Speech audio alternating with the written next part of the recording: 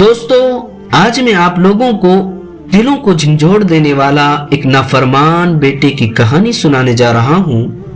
اگر آپ اس کہانی کو دل کی کانوں سے سنیں گے تو یقین مانیے آپ کو سمجھ میں آ جائے گا کہ یہ صرف کہانی نہیں ہے، ہماری اور آپ کی زندگی اور نصیب بدلنے والا سبق ہے۔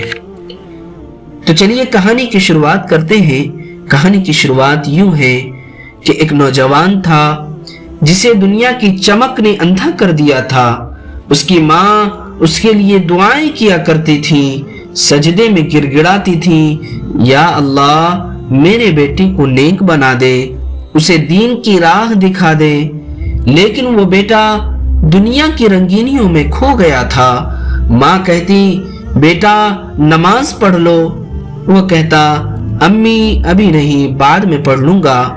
ماں کہتی بیٹا قرآن پڑھ لو، وہ کہتا امی آپ بس نصیحت ہی کرتی رہتی ہیں۔ اور پھر ایک دن وہ آیا کہ ماں کے سامنے اونچی آواز میں بولا امی میں اب بچہ نہیں ہوں، مجھے اپنے حال پر چھوڑ دو۔ ماں خاموش ہو گئی، لیکن اس کی آنکھوں میں ایک خاموش دعا تھی، یا اللہ میرا بیٹا بدل دے۔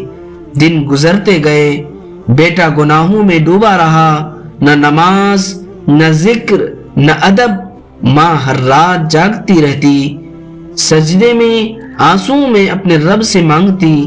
ایک رات آسمان کی طرف دیکھ کر بولی یا رب میں تھک گئی ہوں، میرا بیٹا تیرے راستے سے بھٹک گیا ہے۔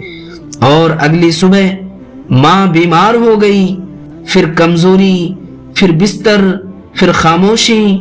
ایک دن ماں بستر پر لیٹی تھی، دھیمی آواز میں بولی بیٹا ذرا پانی پلا دے۔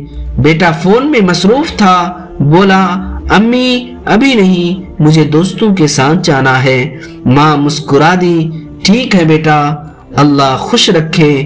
یہ مسکراہٹ الوداعی تھی۔ دوپہر کو فون آیا، بیٹا فوراً آؤ، تمہاری امی کی طبیعت بہت خراب ہے۔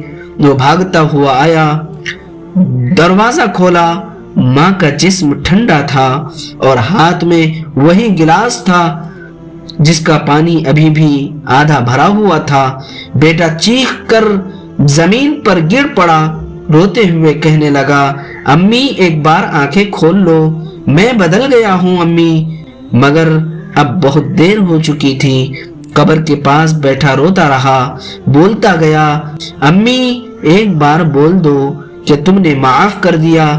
مگر اب خاموشی تھی، بس مٹی کی خوشبو اور پچھتاوے کا بوجھ۔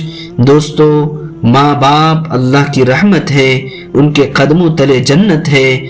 اگر وہ زندہ ہیں تو ان کی قدر کرو، ان کے چہروں کو دیکھ کر مسکرا دیا کرو، ہاتھ ان کے چوم لیا کرو، کیونکہ وہ جب چلے جاتے ہیں تو وہ تمہارے پاس صرف قبر رہ جاتی ہے اور دل میں صرف ندامت۔